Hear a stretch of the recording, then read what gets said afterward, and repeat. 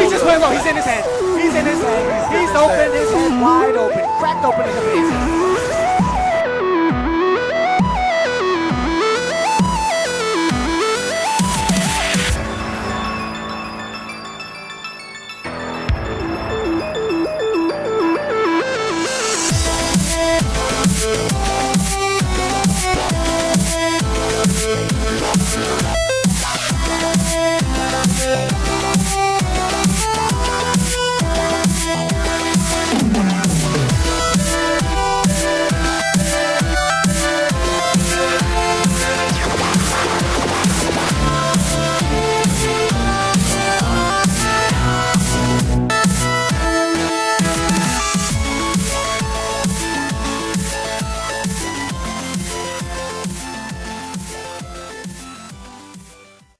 Hey, what's going on, guys? It's my rant 100 back in with another episode of How's My Team. We've got a bit to talk about. Obviously, we've got Liverpool in Champions League against PSG and also Premier League action against Fulham. We've got the Titans against the Eels away from home at Parramatta. We've got the Giants playing in the Barossa Valley for gather round against Richmond. We've also got the Wanderers in the Sydney Derby as well against Sydney FC at home. So got a lot to talk about. Obviously, the women's competitions are done in terms of the A-League women's competition. The season's done for the Wanderers women, but we'll give you an update on what the finals are looking like, obviously, as they play. And obviously, we'll talk about the Liverpool women when they come back, because obviously they're on a little bit of a break right now. But obviously, we've got a few things to talk about, so let's get started with the episode. Alright, so we've got a few things to talk about, so let's get started with the episode. It's Friday morning, so you obviously know that it's either a midweek game for Liverpool or like Champions League, and obviously it is Champions League. But the first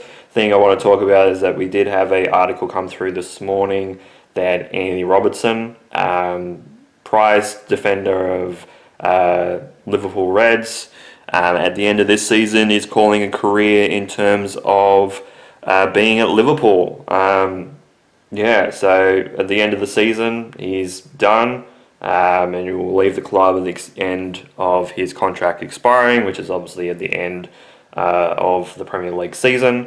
But he's been a fantastic player for us. I think that ultimately it's sad to see him go. Ultimately, of course, we got him, and we've also got Mo Salah, obviously, going as well.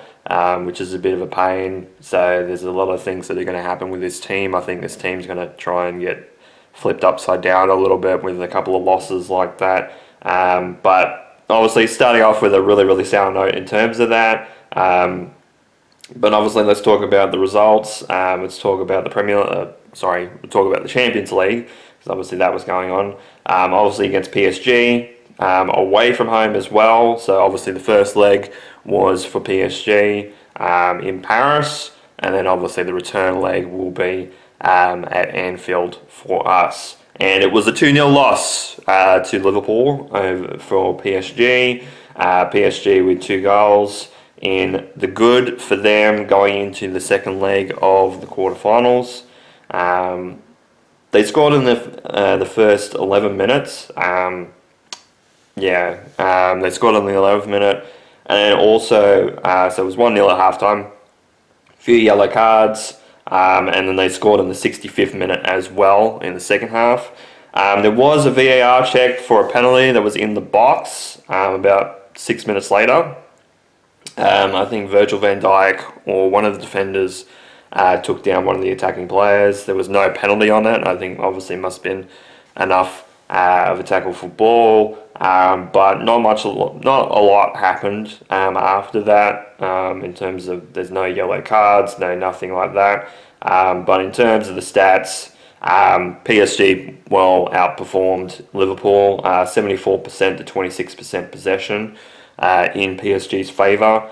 There was 6 shots on target to nothing for PSG, so no shots on target for Liverpool, 1 shot off target for Liverpool. So, and there was 6 shots off target for PSG. So, and then in actuality, it was 12 shots to 1.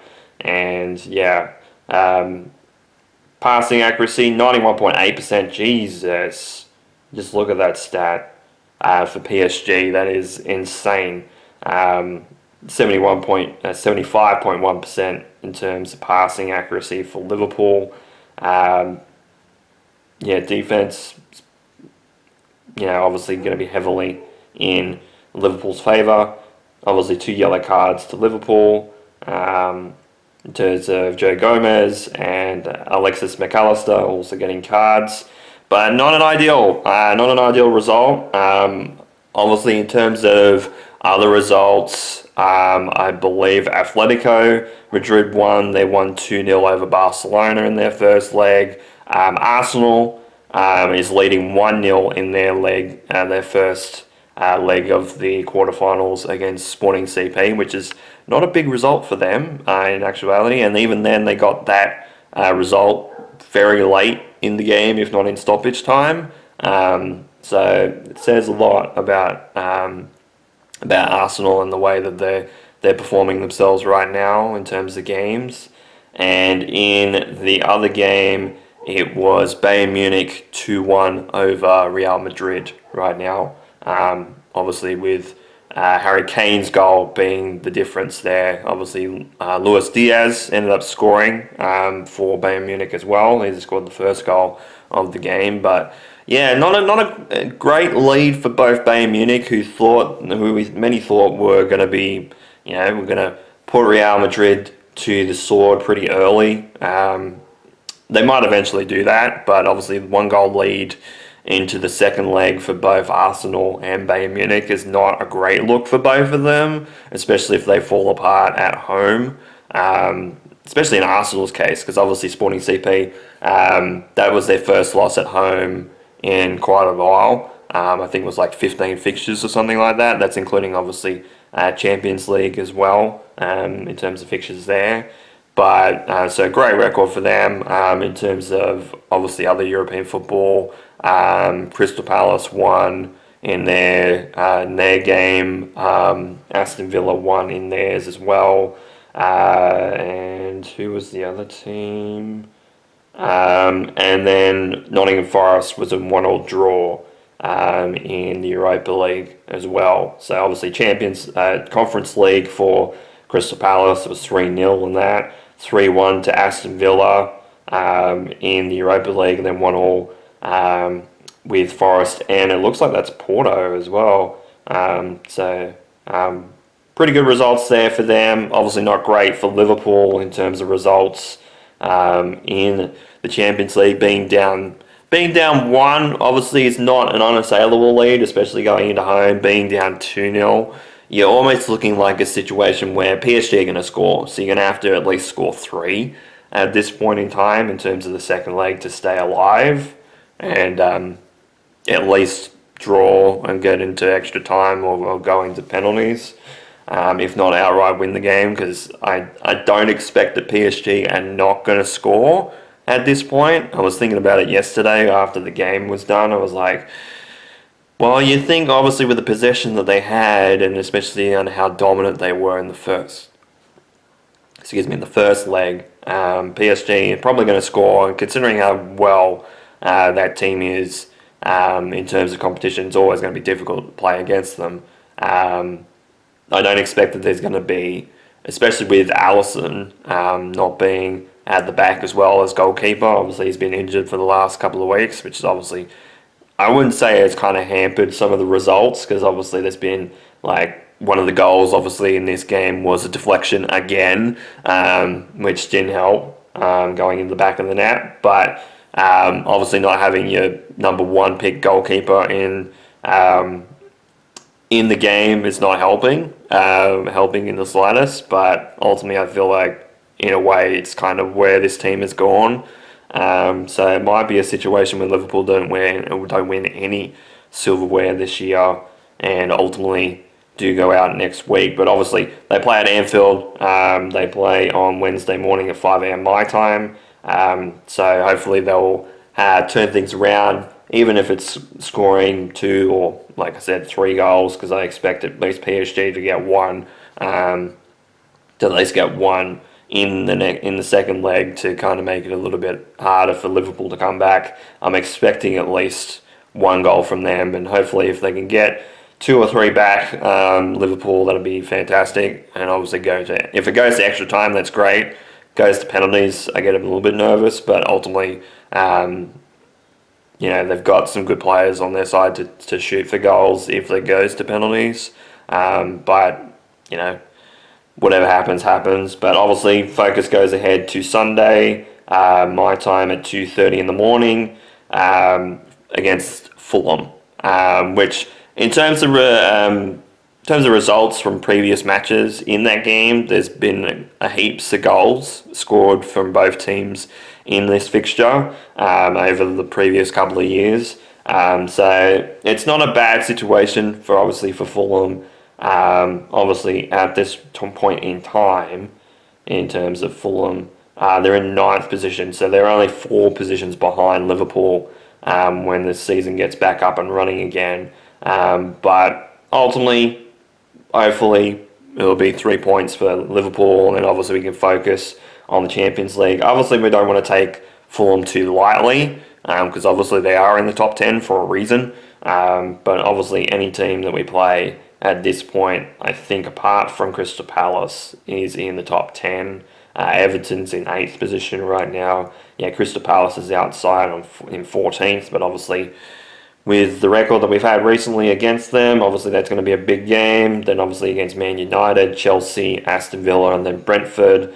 Brentford obviously are in 7th position, so they're higher than Everton as well by a goal difference. So massive amount of fixtures coming up, especially obviously that Wednesday game next week against PSG at home at Anfield. In fact, obviously we go back to Anfield to play Fulham, so we actually stay at home after that game on Sunday to play Wednesday morning my time, and then obviously playing the Merseyside derby on Sunday after that. So it's going to be an interesting week, rest of the week. Obviously, hopefully they do get the 3 points against Fulham to put some pressure on, because obviously 5 points behind Aston Villa right now.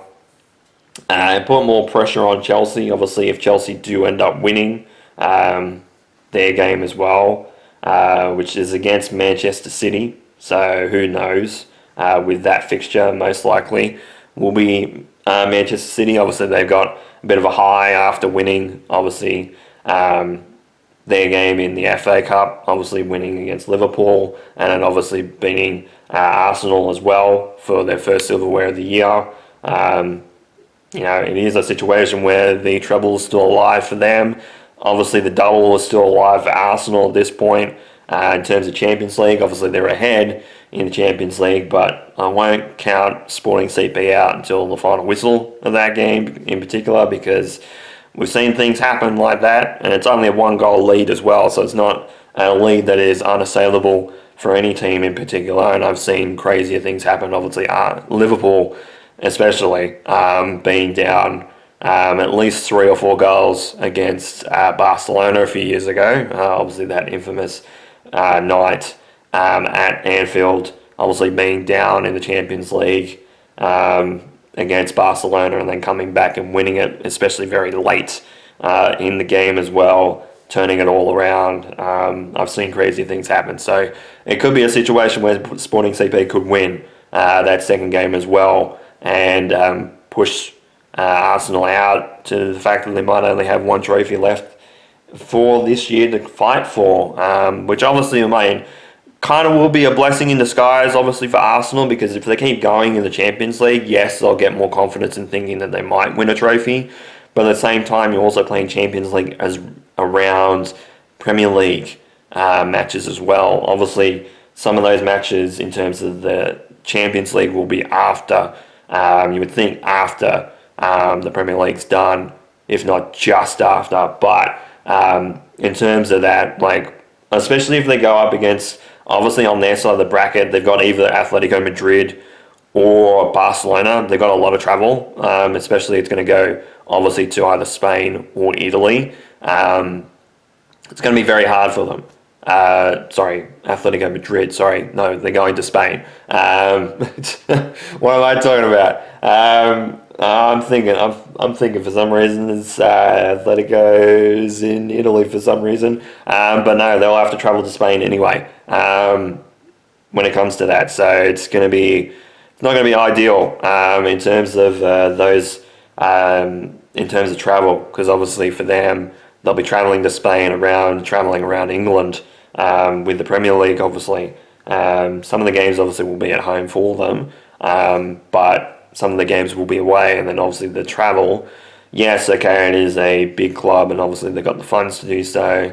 They've got, situation when they're kind of used to it. Obviously, they wouldn't have done it with Champions League last year, but the fact that they're, on a tear in the position that they're in right now, obviously 9 points in front, leading into, obviously, this week in the Premier League, and they have Bournemouth as well. So Bournemouth right now in 13th position, but not a situation where they are a side that should be taken lightly either. In fact, I think Arsenal could be a little bit arrogant in a lot of these games coming up, because obviously they do have another fixture, obviously against Manchester City, I believe, at one stage left in the season. So they're going to be looking forward to that, because obviously that is the game that is going to be very important for them, because if Man City wins that, they're going to get very nervous. That's 3 points that goes up for Man City and down for Arsenal. So obviously they'll make that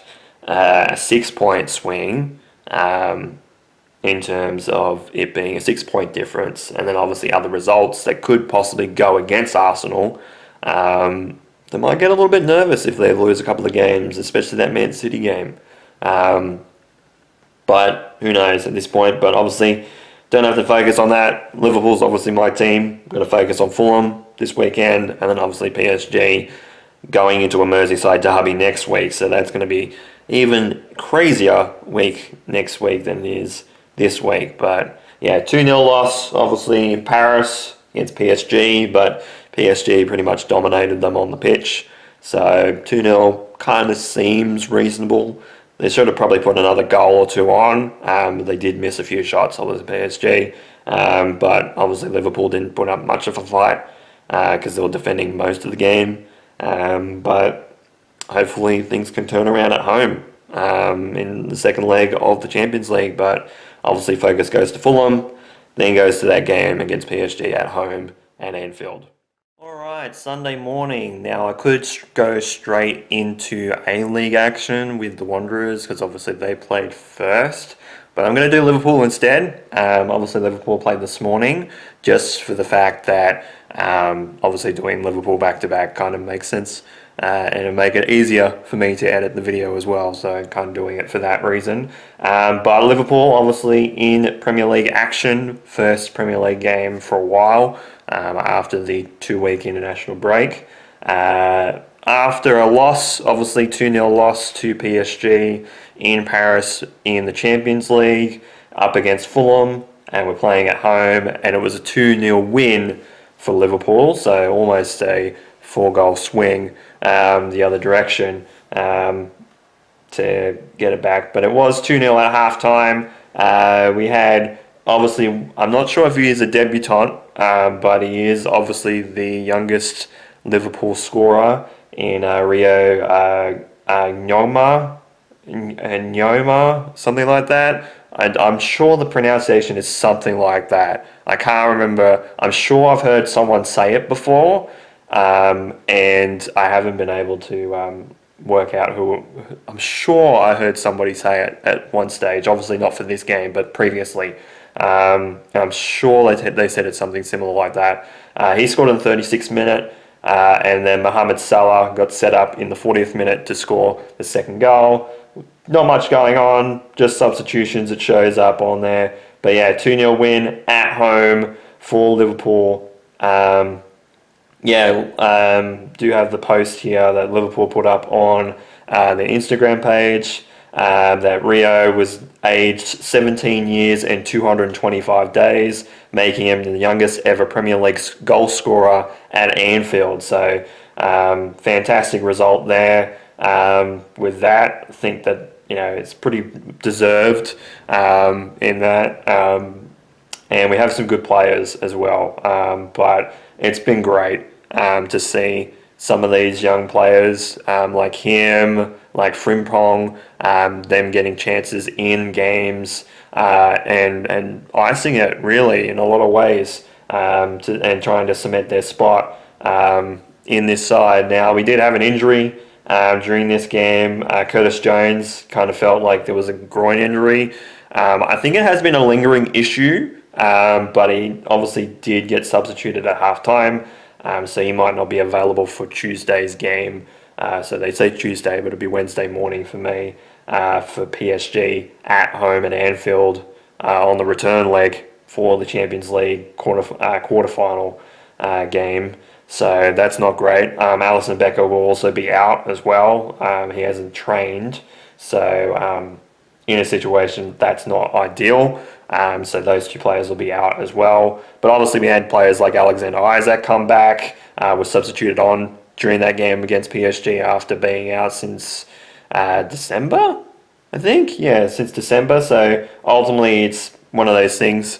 But, a great result there in terms of playing against Fulham, especially at home, which keeps us right now at this point in time in 5th position on 52 points. Even if Chelsea do win, they will still be behind us. So we'll stay in 5th position no matter what, obviously with a win. Notable results so far. Obviously didn't get talked about this yesterday, but West Ham did pick up a win, 4-0 win over Wolverhampton Wolves. So obviously the Wolves are staying on the bottom with 17 points behind Burnley. Burnley also did lose as well to Brighton. But West Ham did end up picking a 4-0 win, which means that Tottenham going into their game this week, because they haven't played yet, they play tonight/tomorrow morning pretty early. West Ham are in 17th position and Spurs are in the relegation zone as of right now. So there's still a few games left, obviously, to play. Spurs have still got to play. There's quite a few games. Arsenal, obviously the big result, going down twice to Bournemouth and actually losing 2-1 late last night. So the result of that was confirmed very, very late last night after I crashed to sleep again. But it's one of those things. Arsenal kind of on a little bit of a wobble right now. Not ideal. And Spurs have Sunderland as well. So they have Sunderland, which is not ideal for them because Sunderland are in 12th position trying to fight, obviously, for a top 10 spot because they're right in the thick of it. They might be playing for European football at this point in time because I think that, obviously, with the result that Arsenal won against Sporting CP, I think they picked up another Champions League spot. So they've got 5 spots for Champions League, and then obviously in 6th position is Europa League qualification, I think, this season now. But I'm not 100% sure on that. I'll have to confirm that. Maybe possibly by the end of the video, if not in the next couple of weeks anyway. We'll work it out. Someone will say something. But ultimately, yeah. So Tottenham Hotspur, Spurs in the relegation zone right now. Obviously 2 points behind West Ham, so if they do pick up a win against Sunderland, they'll jump back out and possibly jump into 16th position in front of Nottingham Forest, because Nottingham Forest have Aston Villa as well. So they're in front on 42. But yeah, obviously Manchester City have still got 2 games to play. They play against Chelsea tonight, I think, maybe tomorrow morning, relatively early, but their result could lessen the gap from 9 points as it is right now to 6 with a win over Chelsea. So, and they're also having that game in hand. So that possibly could be a 6-point swing with an extra game in hand, because I think they play against Crystal Palace as the other one, because they're on 30 games as well. So it could be a 6-point swing, and that makes it a 3-point game for the league, which, getting down to the stages, I think Arsenal almost play Manchester City next. Yeah, they play Manchester City next.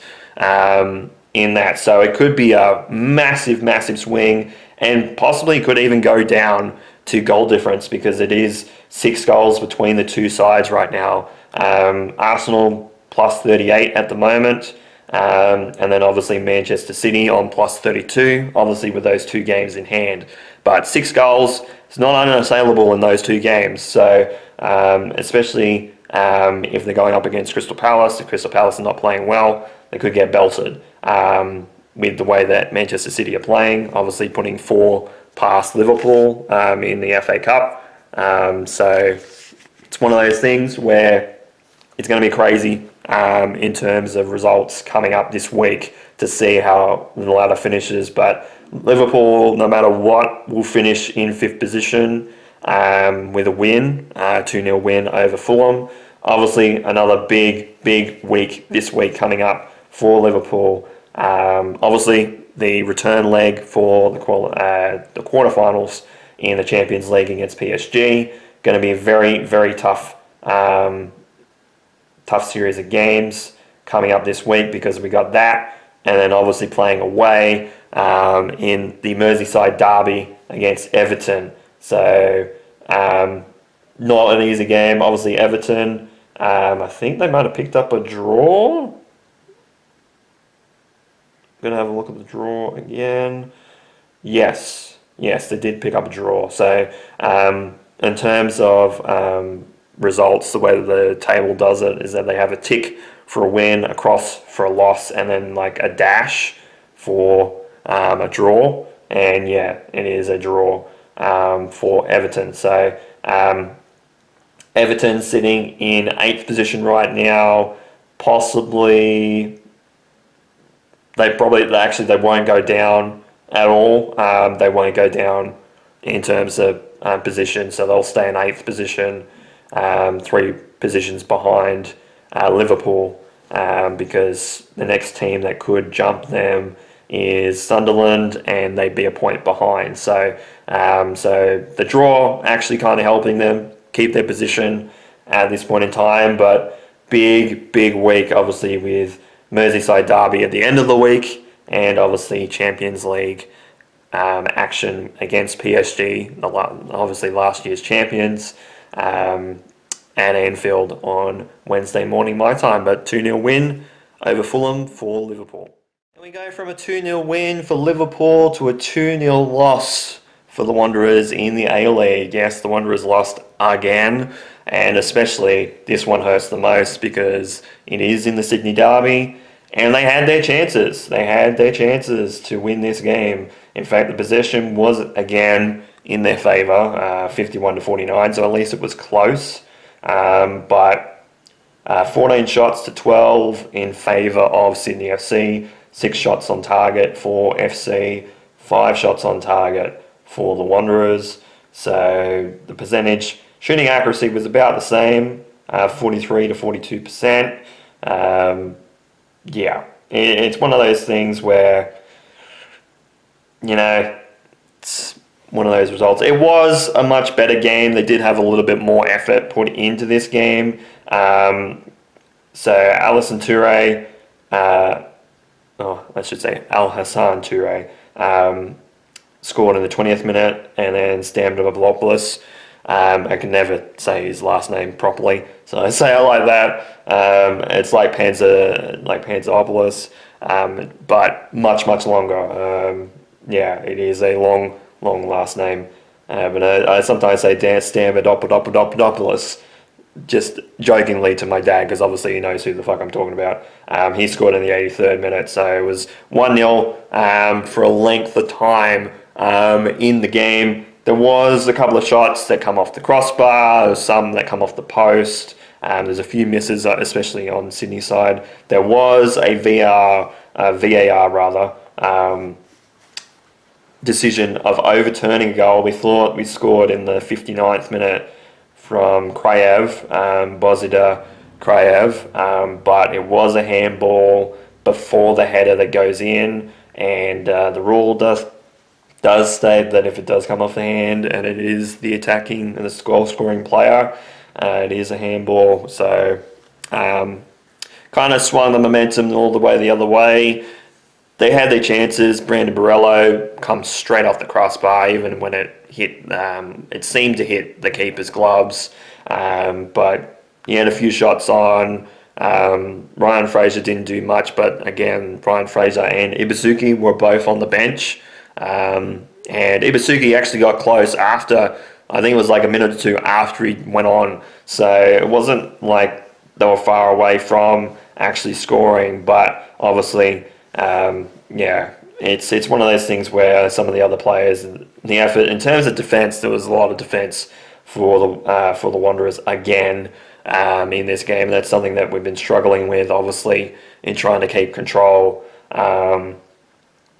of the ball, and we're passing a lot and we're making a lot of mistakes, and obviously on the bottom of the ladder for a reason, and they're just struggling right now. But the Wanderers, sit 3 points adrift still on the bottom, though in saying that Perth Glory do have a game in hand with that. So we'll go over the table later on, but the Wanderers still stranded on the bottom, 3 points adrift. I think it's one of those situations where I might not watch any more of the games this year when it comes to the Wanderers. I'll just obviously talk about the results because obviously we've got Wellington Phoenix in New Zealand next game, and that is on Saturday, I believe. On Saturday the 18th. It's the early game. Obviously, it's in New Zealand, so it is the early game in terms of time period. And then obviously we play on Anzac Day on the 25th of April. For those of you that don't know what Anzac Day is, it's a little bit like Memorial Day for America. It's kind of a situation where we can just celebrate obviously the lives of the troops that went to the wars, especially, and was more so on obviously the Battle of Gallipoli, which fell on that date in the First World War. Obviously led the charge to the defence of Australia and New Zealand, and obviously a lot of the Southern Hemisphere, obviously from the fight that was coming down from enemy forces, which were trying to invade, obviously going through Indonesia and going down through over the ocean to Australia. But it's kind of like Memorial Day in a way for Australia, and that's against Victory. But obviously some other notable results, both Auckland FC and Newcastle Jets did end up getting draws, so that position at the top in terms of the Premier's plate is tied at 3. Still 3 points between the two, and the goal difference is getting pretty close. Auckland have got 14 right now, and I believe Newcastle have 12, if my counting's correct. 30, 47, 12. So it is 2 goals between the two sides as well. So it makes things interesting with that. Obviously, it was if I can look at the result, it was a 2-2 draw to Victory for Auckland FC. The Auckland, I think, were behind.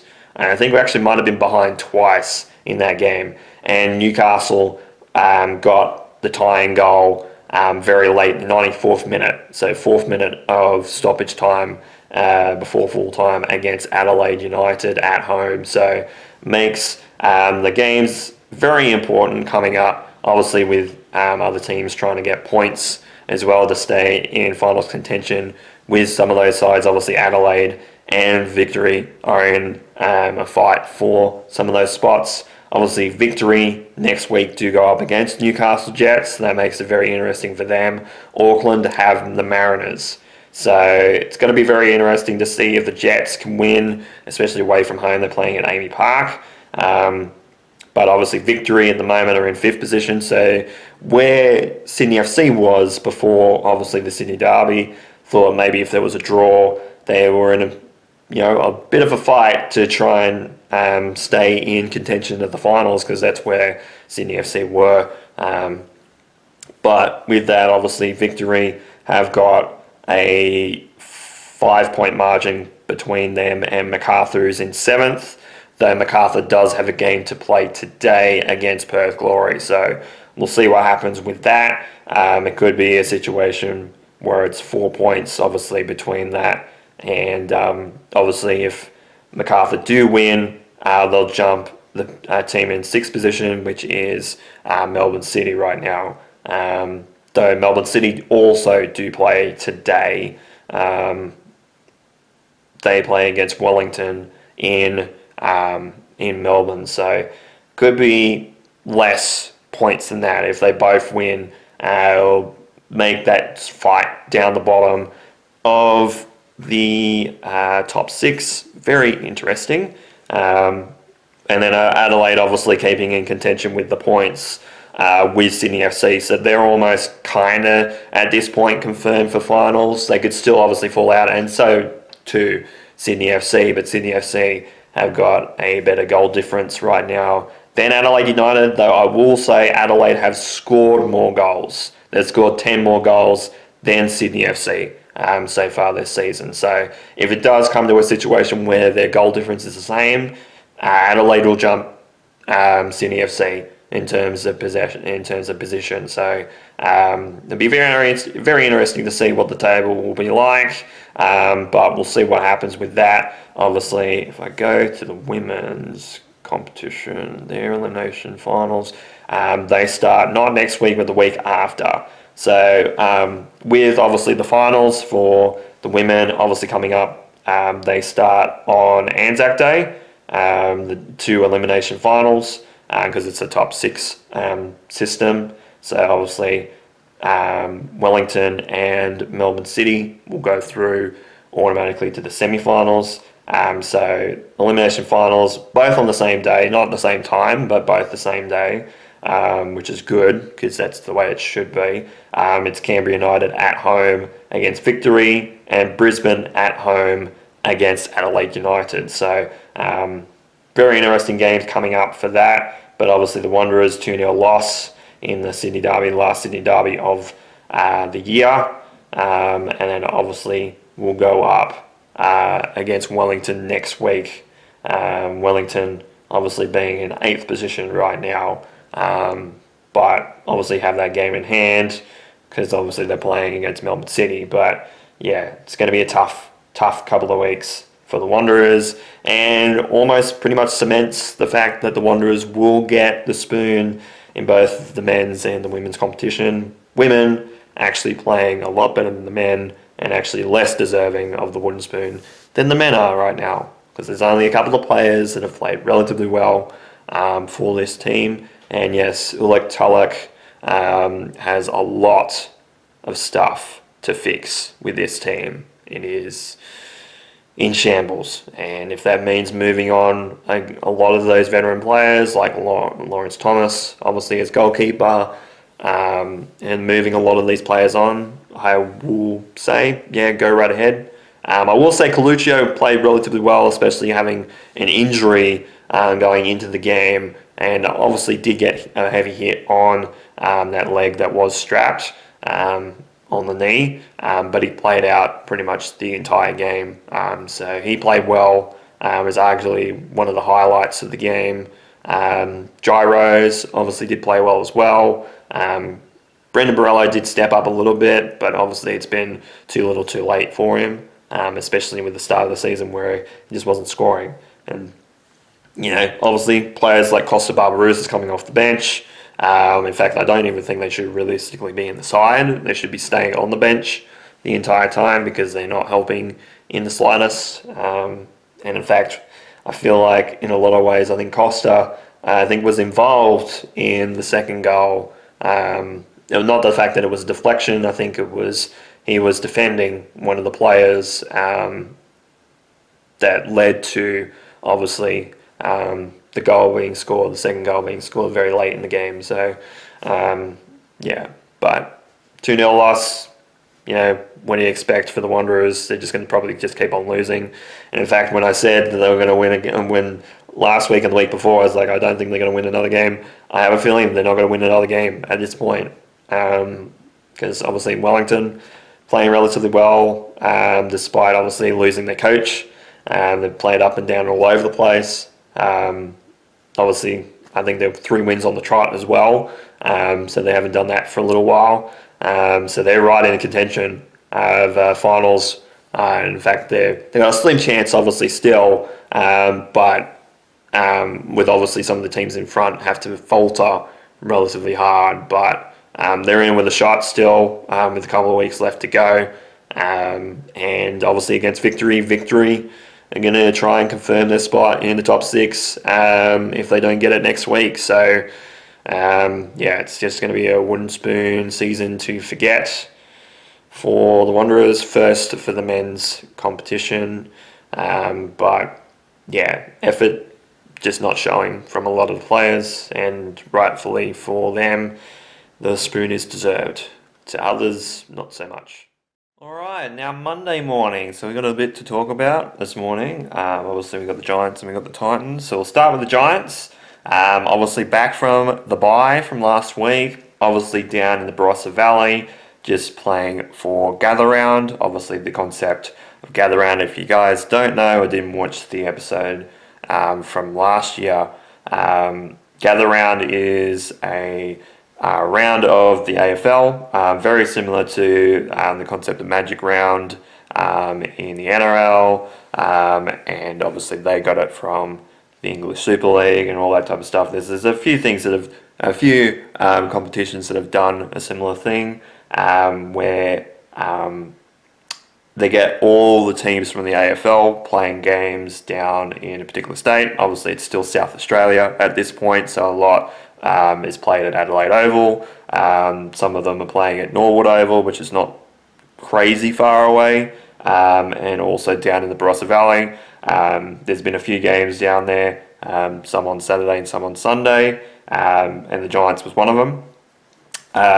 So ultimately we've been 3-0 going into this game in Gather Round games, so we've actually done pretty well in that. And the streak just keeps on going. We went 4-0 with a 131-75 win over Richmond Tigers. 20 goals 11 to 11 goals 9. So we won by 56 points at the end of it all. And the start was fantastic for the Giants. It was 8 goals 4 in the first quarter and 2 goals 2 to the Tigers in the first. So 10 goals and 6 behinds in total in the first quarter. It kind of slowed down a little bit. In fact, actually, Richmond scored more goals in the second quarter.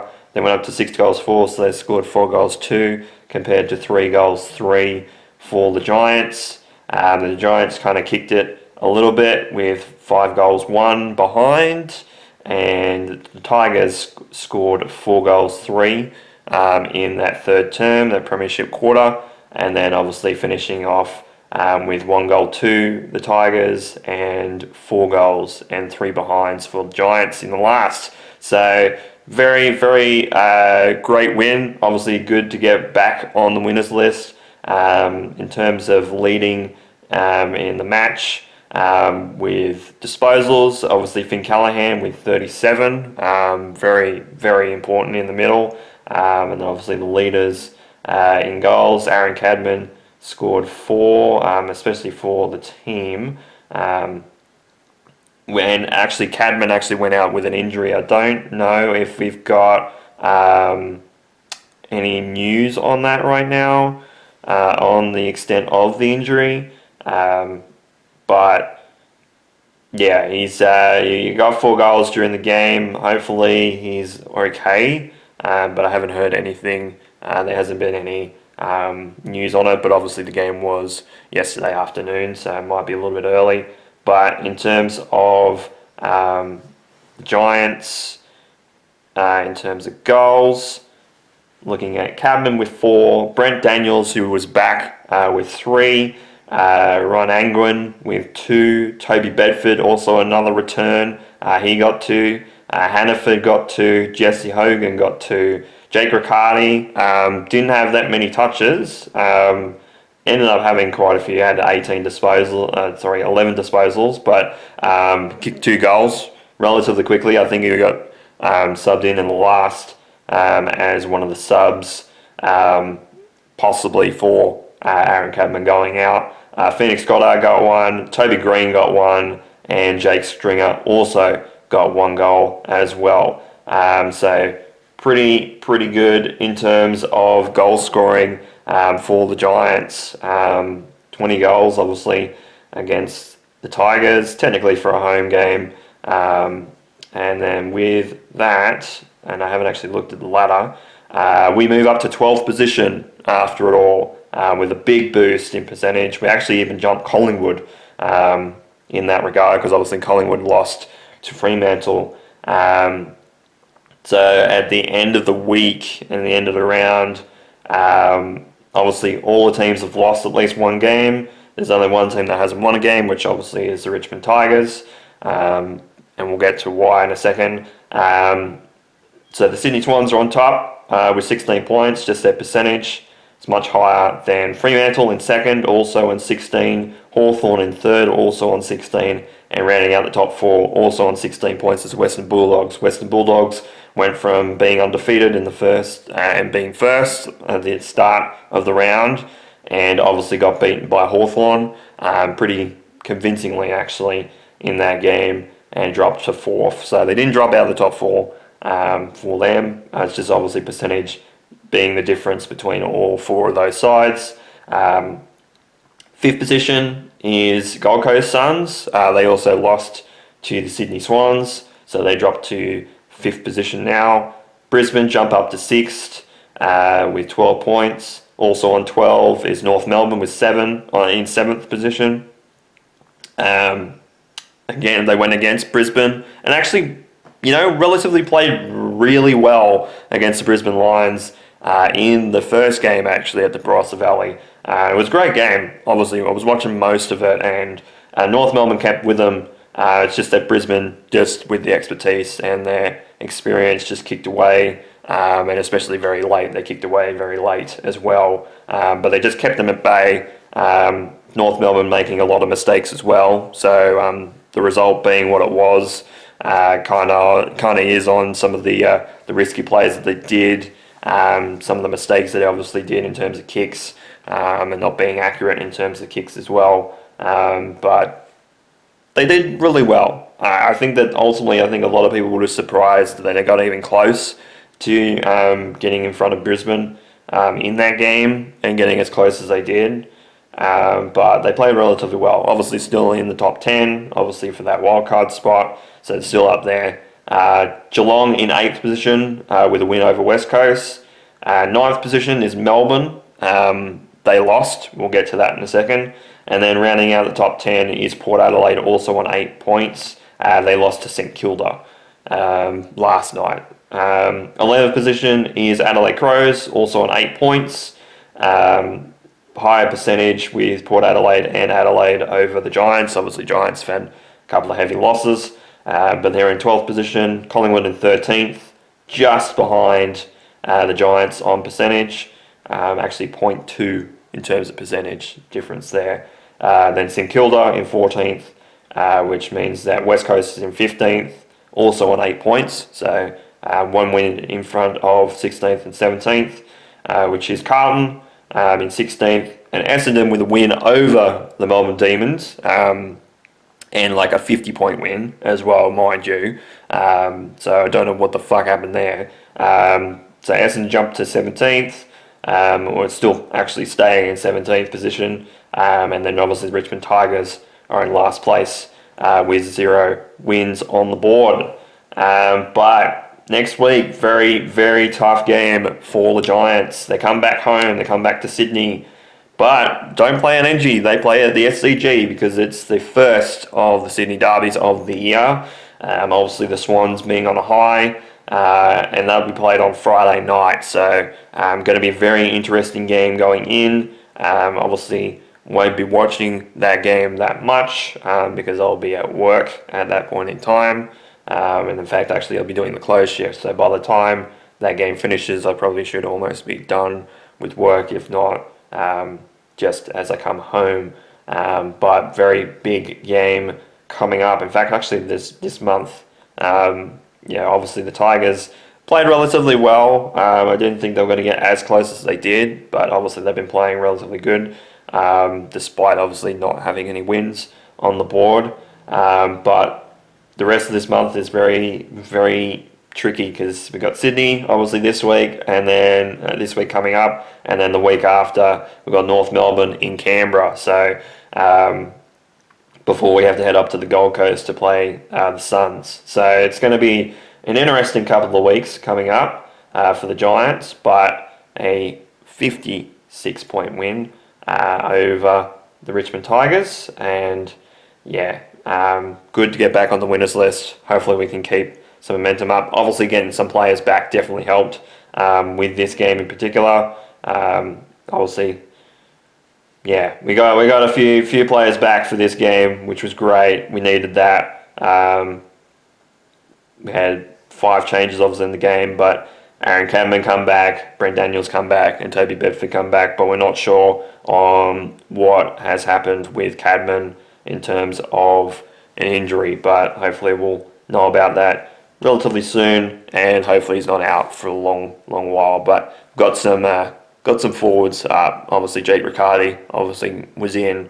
I believe was in for him, subbed in, but hopefully they do relatively well. But hopefully Aaron Cadman's not out for a long time. Would love to have him obviously in this game against Sydney, but I think that if Jake Riccardi gets his spot instead, I think that's a good substitution for that, because Jake's actually playing relatively well, and having him with Jesse Hogan and with Jake Stringer at the front, I think that's all right. I think that's good, especially if we're getting Toby Bedford staying in the middle, Brent Daniels staying around near the back here in the middle, and obviously with Finn Callahan with the motor in the middle. I think we're going to do okay, but hopefully they can win relatively well against Sydney if they do win. But hopefully it'll be a very exciting game to watch. 56-point win over the Richmond Tigers for the Giants in Gather Round. And to end the weekend, we've played relatively high. Obviously the Wanderers kind of disappointed me, but that's nothing unusual with this season. And obviously Liverpool losing earlier this week kind of is dampener, but obviously played relatively well against Fulham. But we're on a high, and the highs continue to be high because, yes, that means the Titans did win, and holy shit did they win. It was 52 points to 10 against the Parramatta Eels. We broke our drought in terms of winning in Sydney against Parramatta. Thank Christ. 42-point win against the Eels. I did not expect that, but I was watching this game the entire way. My dad and I were just at one of the clubs, just having lunch after going to see Project Hail Mary, which is a great movie, I will say, and I think ultimately the critics are very right on it in terms of rating it very high. It was great. It was a great movie. I enjoyed it, and ultimately went to the club, had lunch, and was watching this game. And fantastic game. In terms of try scorers, we had Aaron Mahau score halfway through the 9th minute, obviously converted by Jaden Campbell.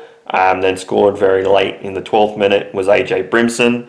In fact, honestly, when it comes to one of the players of the game, Keanu Kinney stepped up. He's been under pressure a lot this season in terms of dropping balls and that in the fullback role, getting monstered by a lot of players that are bigger than him, big build as well. But he played out of his skin in this game, and arguably was, I would say man of the match myself, in terms of a player, but that's just me. But he was involved, obviously, in the Aaron Mahal try. Was one pass before, obviously, the pass that was given to Arama. Made a break, obviously, with the AJ Brimson try. It's just unfortunate he did get closely tackled, but did pass it off, offload it to AJ, who was in very close, thankfully. So obviously Jaden Campbell did convert that try. Then Fayamani scored late in the 15th minute off another break. Was a break in terms of Keanu Kinney getting out and passed it to him on the wing, and Jaden Campbell converted that try. Then right down at the start of the 31st minute, the Eels did score. I thought for a second that they had actually messed this up because he bobbled it off the pass, and it looked like it almost like that he knocked it on into the try. So obviously converted by Ronald Volkman to be 18-6 up at half time. And then we had a try by Jaden Campbell, was an intercept try, I believe, this one, to make it 22, converted his own try to make it 24, about halfway through the 45th minute. 49th minute, start of it, Cooper Bye, just in short, off one play off of Oscar Pascoe, I should say, just on his right. So got subbed in, Sam Verrills, and played out of his skin as well. Just one hit off the ruck and bang straight over. Converted by Jaden Campbell again to make it 30 points. Then Joash Papali got a break, did score, was called no try, because I think he did drop the ball over the line, or there was obstruction or something. I can't exactly remember off the top of my head what happened. Then Philip Sami, he scored towards the middle of the 57th minute. Then the conversion was missed, so it actually ended up being 34-6. I think I'm missing a try. No, I'm not. I think I'm missing a try, but I'm not. Then Josh Adokar ended up scoring very late in the 63rd minute to make it 34 points to 10. Then Fayamani scored a double very late in the 66th minute with a conversion. Then Jaden Campbell, one of the tries was an intercept. There was a bit of a break. Keanu Kinney was involved with one of them, the Jaden Campbell one. I think this one, with Eels having the momentum, was the intercept try. I think the second one, very early in the 72nd minute, was converted. Then Philip Sami scored the last try and make it 50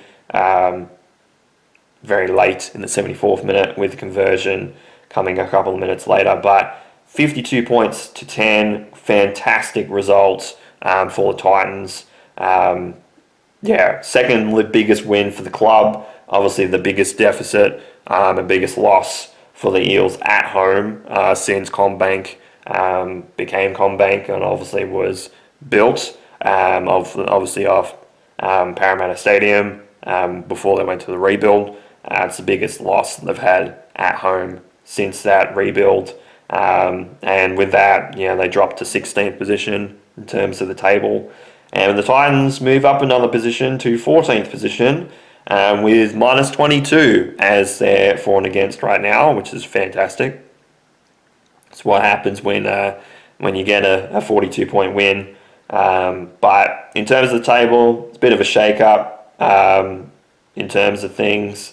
I don't even think, no, this ladder is not even updated.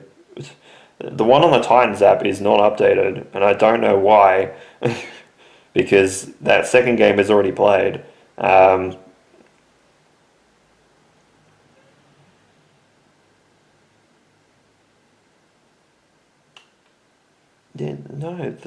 Tigers have won. Tigers won yesterday. They went up to second position. I don't know why they haven't updated it, but in terms of the table, on the top is Penrith with 10 points. They did lose, obviously, to the Bulldogs. Second position should be the West Tigers. They also moved up to 10th position with 4 wins and 1 loss, also having the bye. They won against Newcastle and won pretty heftily as well. So I think they're only behind by 80. 80? No, by 60, something like that in terms of for and against. But third position should be the Warriors. And North Queensland, I think, jumped to 4th position, if memory serves me right.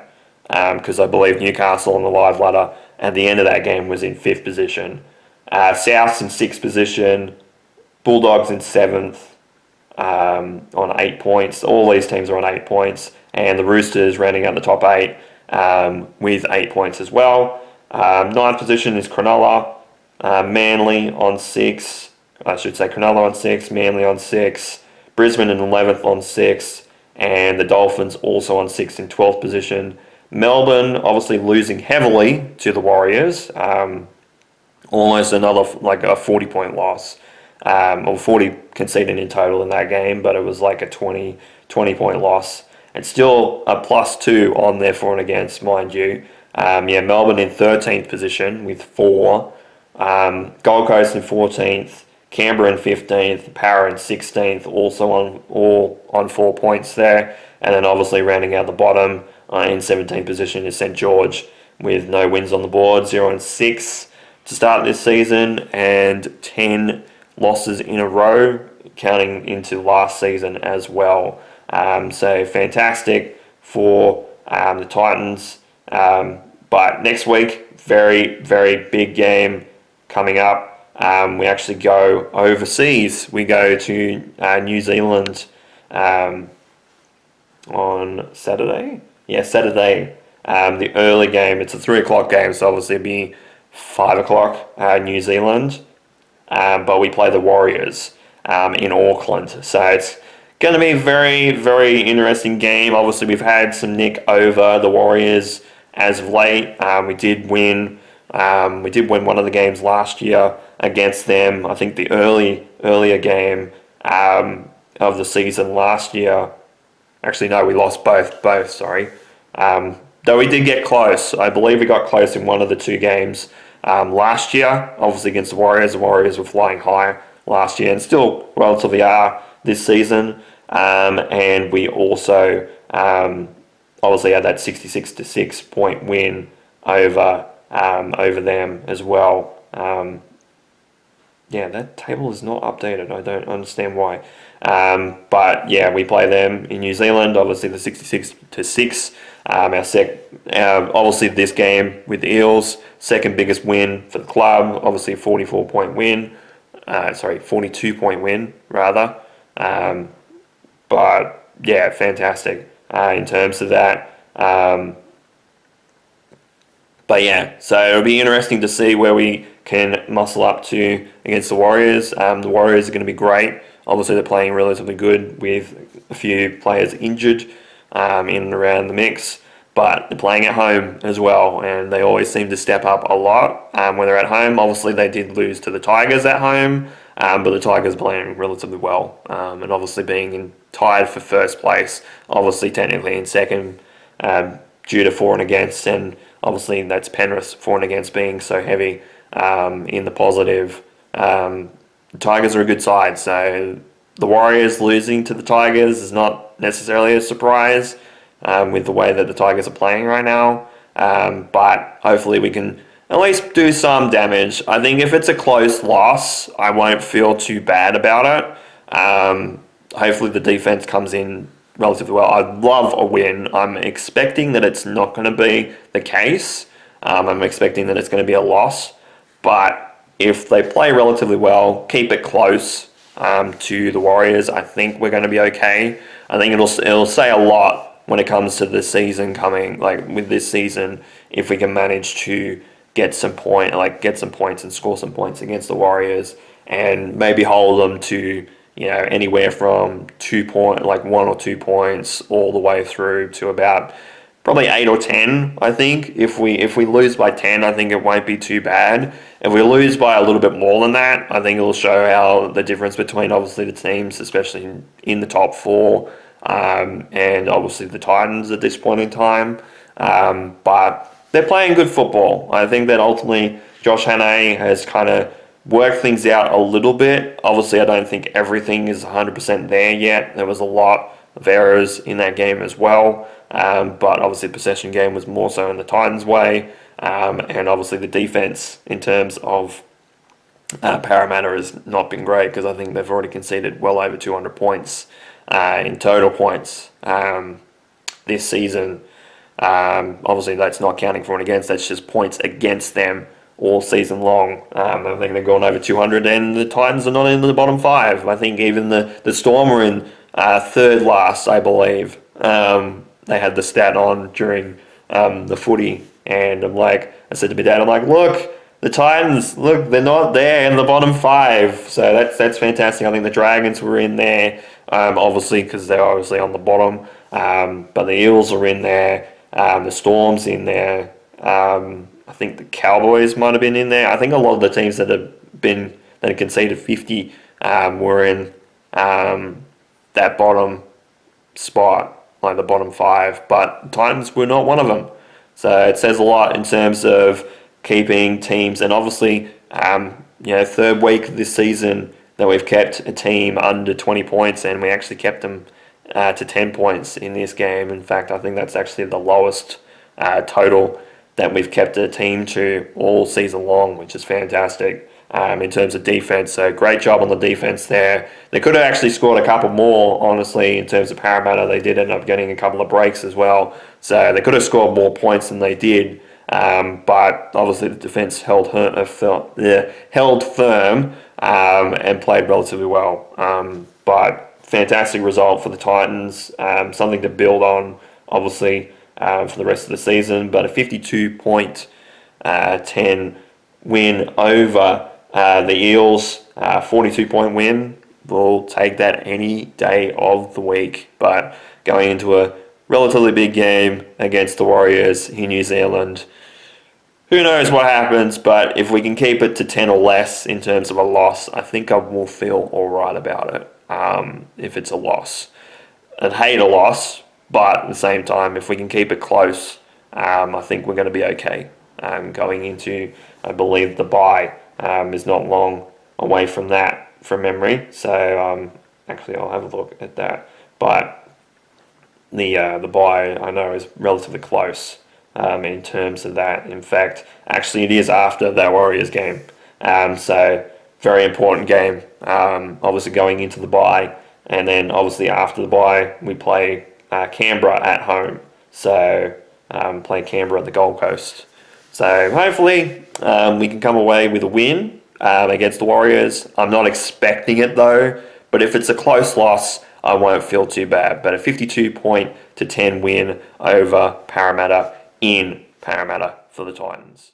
Alright, Tuesday morning. I said originally in the first recording of this part that it was Monday morning. It's actually Tuesday morning. So we're going to go over some miscellaneous stuff. Obviously, we're going to talk about the Cubs eventually in a moment. But we'll go over the A-League men's table because obviously there were some differences on Sunday that happened as well. So ultimately, with the table, it stands as it is now. Newcastle is still in front on 44 points. Second position is Auckland FC on 41. So that's still that 3-point buffer between the teams. They both ended up drawing during last week's games, as I mentioned.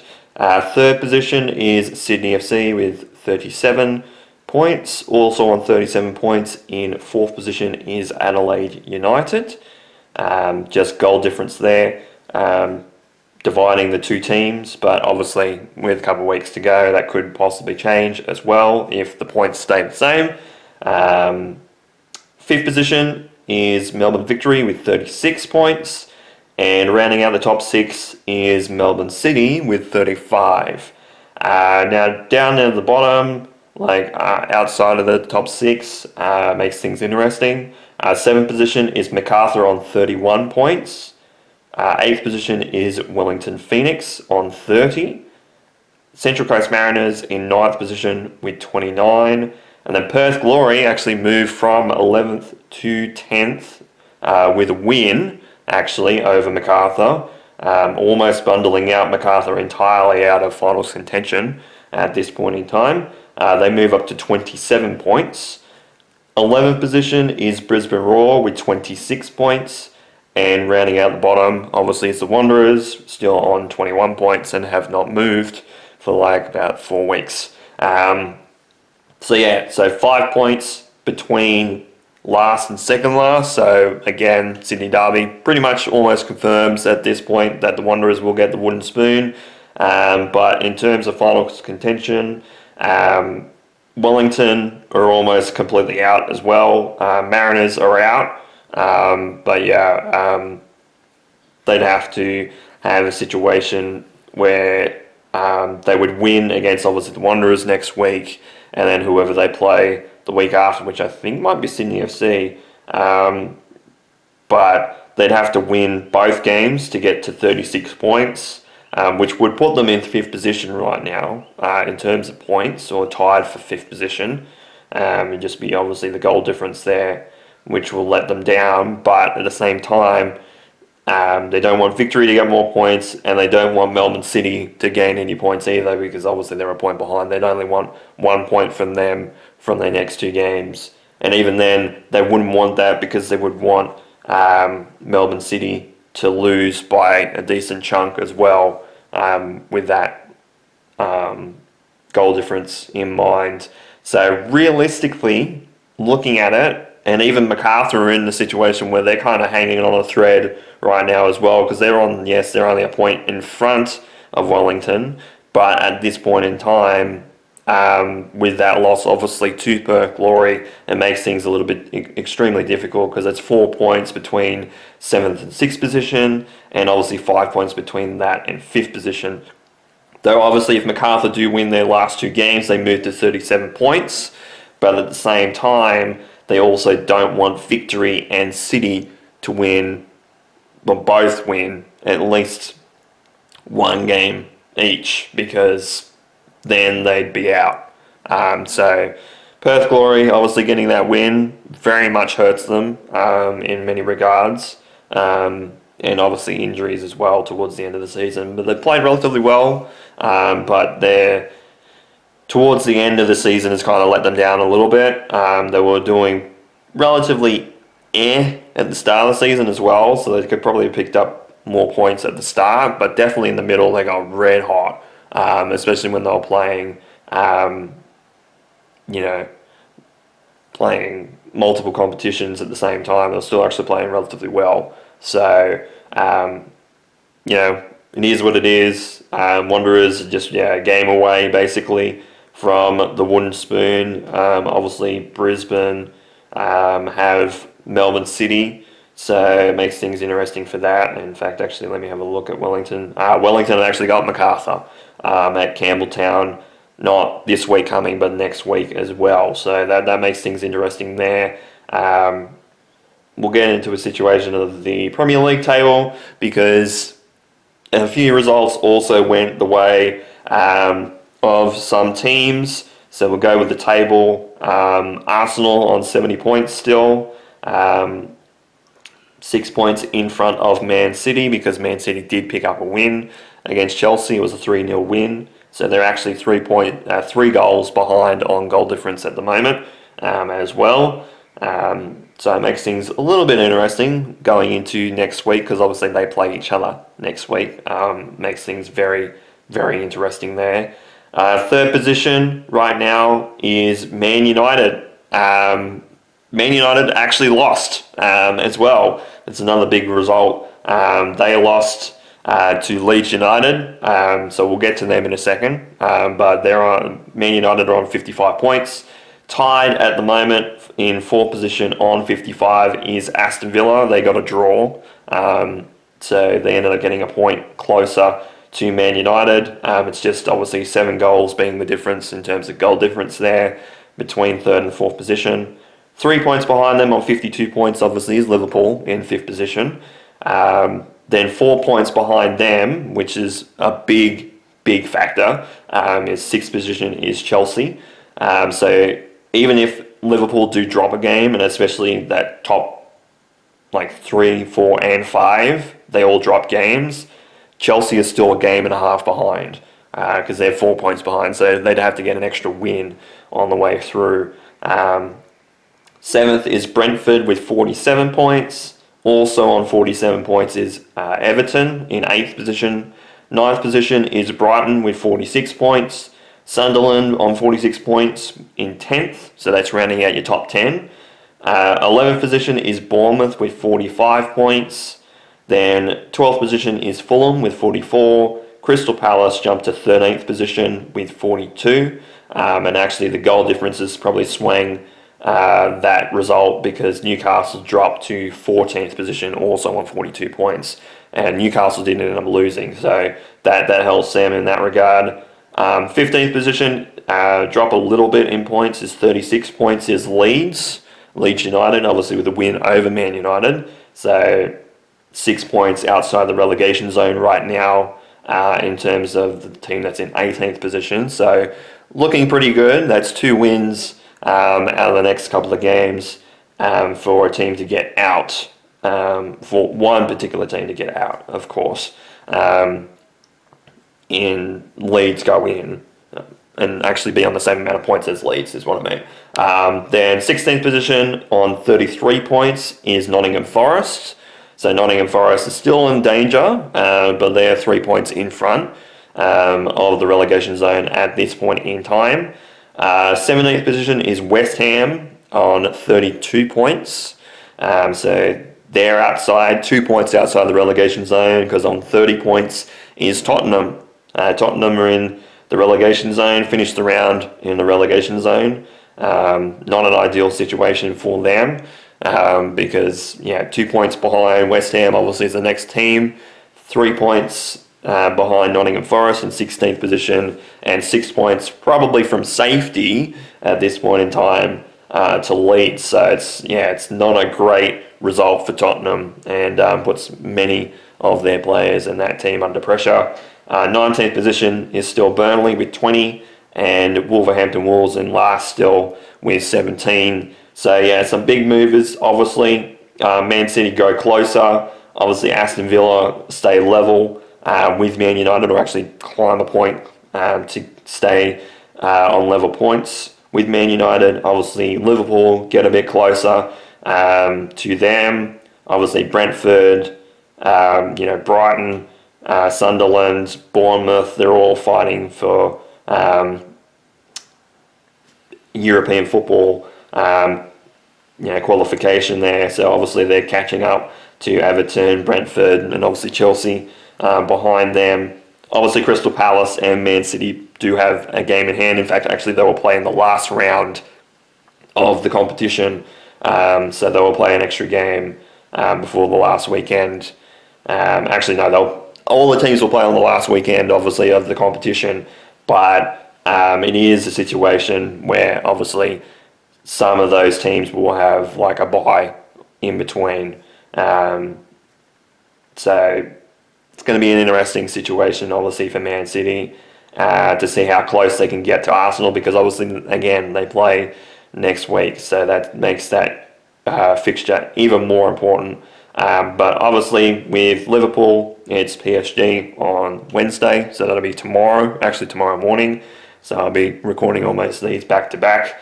Then obviously Everton in the Merseyside derby on Sunday, my time. Obviously the Wanderers have Wellington in Wellington. The Titans have the Warriors, obviously, in New Zealand as well. The Giants have Sydney in the Sydney Derby on Friday. And then we'll go over the Cubs because there's been a few results up and down all over the place for the Cubs. So at the moment, they are behind in their game against the Phillies. They're behind 2 runs to nothing. there has been a home run, obviously, from Cole Schwarber, which definitely helped in the first inning. But again, can't put much on the pitcher for that because Kyle just swings at something and it just goes, especially at Citizen Bank Park, which obviously is in Philadelphia. But in terms of the standings for them, they're still in last place in their division, though they are a game behind both St. Louis, the St. Louis Cardinals, and the Brewers. The Brewers are actually only just in front of the Cubs after getting swept by the Washington Nationals. I love that there was conjecture. It's like, oh, you guys lost the series to the Nationals. Like, well, guys, at least we won a game in that series. You guys got swept. But obviously leading our division is Pittsburgh Pirates, which we did play. Obviously, we played them. In fact, actually, I'll just go over the last week because very important. So we'll go back to Tuesday. We'll go back to Monday with the start of the series for the Rays. Obviously, it was 6-4 to the Rays. Then Tuesday it was 9-2 to the Cubs, and then also 6-2 win over the Rays. So first, I think actually second away series win, which was great for that. Obviously had the day off on the Thursday my time. Then it was 2-0, got shut out by the Pirates in the first game at Wrigley Field. So pretty close in terms of things. Obviously, the runs were in the 7th innings, so they're not too bad. And then we went down. We're actually down. I actually had the stats here for the second and third game. So we were down 3-0, 3-0. Then we actually tied it up in the bottom of the 9th with Alex Bregman. So it actually went to extra innings. So in terms of regular season, the way that they do things with overtime, with playing in extra innings, technically overtime, I believe they have a runner on second base to start things going. At least that way they can actually get into a situation of playing with somebody on second base and possibly could get runs out of it, especially if the team that was leading the innings off, which obviously in this case was the Pirates, because obviously they were the visiting team. They played first. They would get the run first, and then obviously you'd have a situation where if it got down to a situation where the team was leading in the start of the innings, it's obviously the team that was ending the innings that obviously has to catch up. And they scored in the top of the 11th with a single to win 4-3 that game. And then we were behind again in the third game against the Pirates. We were actually down 5-0 at the end of the second inning, which didn't help us. Then we got it back with 2 in the third. Then we kind of drew with them in the 5th with 1 run each. And then really swung at everything and actually just got base hits with 1 run in the 7th, 2 runs in the bottom of the 8th, and 1 run to win it in the bottom of the 9th, obviously off a single off Carson Kelly. So a walk-off in that game in particular. So we didn't win the series, but we didn't get swept by the Pirates. Obviously, it was very important that we didn't get swept by a division rival, but obviously down 2-0 with the Phillies right now. But we do have one on base. So we have, if I go with the box score, we have hit 3, have left 3 on base, which hasn't helped in many regards for this team. Actually Alex Bregman was the guy that got walked in the the top of the third inning for that. But the Phillies are on the same record as the Cubs right now, 7 wins, 8 losses. But obviously very important game to start off with. Obviously playing in Philadelphia. Obviously we'll play them today, tomorrow, So actually it would have been when this goes up yesterday, today, and tomorrow. It'll be Wednesday, and then going in, we have the day off on the Thursday, then play the Mets. Is that at Wrigley or is that at... Yeah, it's at Wrigley. So we're back home in Chicago to play the Mets for a series. And the Mets at the moment are 7-9, so they've lost one extra game, but they have played an extra game over the Cubs. So it's going to be interesting to see what happens. Obviously, the Phillies and the Mets are teams around about where our record is at the moment. So it'll be interesting to see what happens with the Cubs. But obviously, in terms of the records in the other teams, Philadelphia are in third in the East right now in the National League, and obviously with the Mets are last in the East as well. So actually a loss behind and half a game behind Washington, obviously, which that sweep really did help them. But they play the Pittsburgh Pirates next. They play them tomorrow, when I'm recording this, obviously. But yeah, going to be very interesting to see what happens in terms of everything with that. But with all that said, thank you guys so much for watching this episode of How's My Team. Quite a lot of highs and a lot of wins, but obviously some big games coming up. Sydney Derby, obviously a game against the Warriors, obviously is always going to be tough. Obviously playing Wellington Phoenix, obviously just playing near the bottom of the table, trying to get out of that wooden spoon position, but obviously the Wanderers probably have it at this point in time. And then obviously, big games against PSG, and obviously a Merseyside derby against Everton as well in the EPL for Liverpool. So, with all that said, thank you guys so much for watching this episode of How's My Team. This has been my man 2100. You guys have a great day or night, and of course, take care.